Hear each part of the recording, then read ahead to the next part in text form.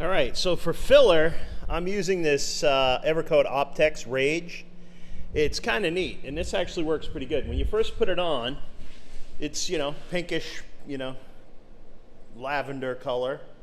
And when it's dried and ready for sanding, it turns green. Green means go. So ultimately, it quickly, it gives you a good sense of, when it's ready.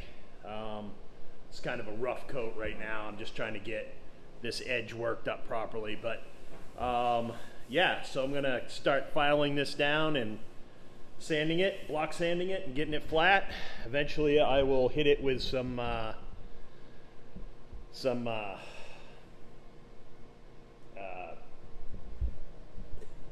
sorry, guide coat. I'm gonna hit it with some guide coat, so then when I sand it down final and start working up through the grits, I'll have it very close to where it needs to be. Okay, so the filler work's pretty much done. I healed up the seams front and rear on the door, got those matching perfectly, then cut them free again. Just, piece of sandpaper on a filler paddle, and just brought it back down to the metal edge. It's come out pretty good. I'm gonna hit this one more time with either like 180 or 200, 220 block sanding. But that's pretty much it. Now this side I'm just finishing up. Again, had to made up those doors. This one's about, probably it's a little over a 1/16 thick, but I had to go back a long way to get that to feather out. But it is what it is. It looks good. I will next I'll free these up, and to do that I use this tool. Careful to stay away from the metal. Just stay in the plastic. Cut the seam out, and work my way down with just a piece of PSA sandpaper on a filler paddle. So yeah, that's pretty much it for filler. Everything is super straight. I'm going to hit it one more time with guide coat, the powder guide coat, and some finer sandpaper. It takes a little bit of the scratches out, and hopefully get it down to a point where I'm very comfortable hitting it now again with I'm going to hit it one more time with epoxy, because I do have a fair amount of bare metal showing, way more than I had ever hoped. So I'm going to hit it with epoxy, seal everything up good, then hit it with the high build urethane primer, a few coats of that. So that's my next step. Get that going, finish that door up. Got a little bit of work to do in the jam, but that will do it for the filler stage. So yeah, there it is. Well, I think I called that a little prematurely.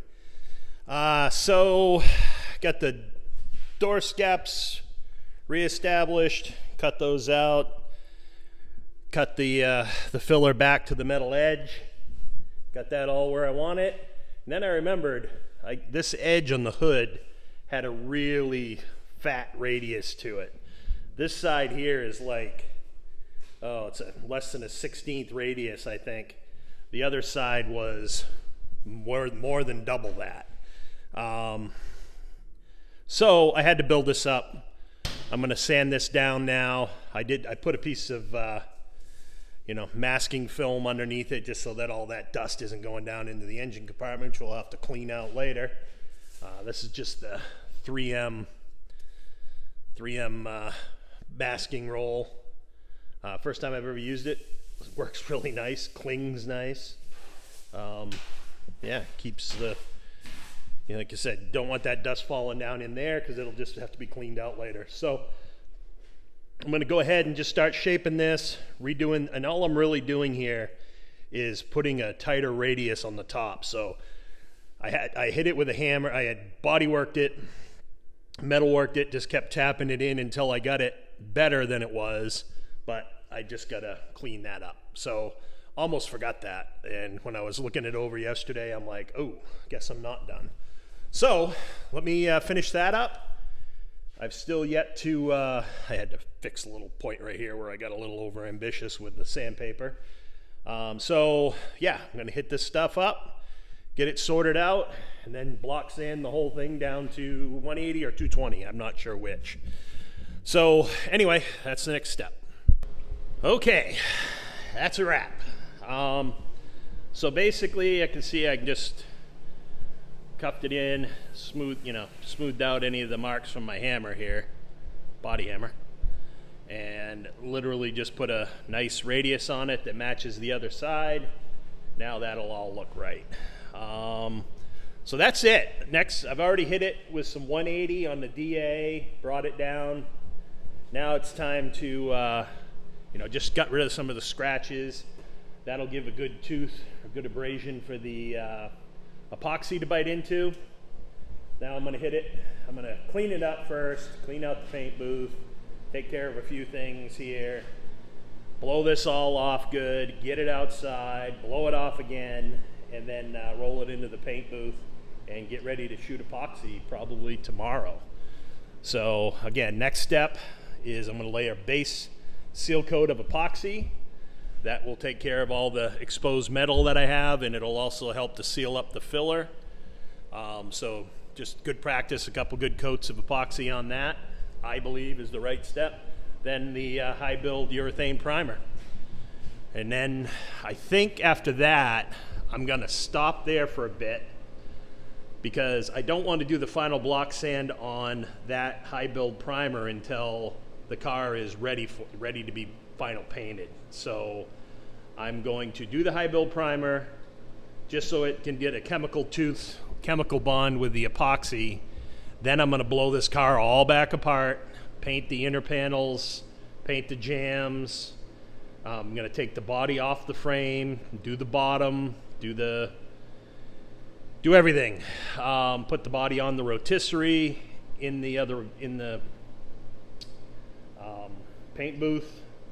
Get it so I can do the, all the other coatings and stuff I need to do. So that is my plan. So for right now, next step, get this thing cleaned up, get it back in the paint booth, and hit it with epoxy.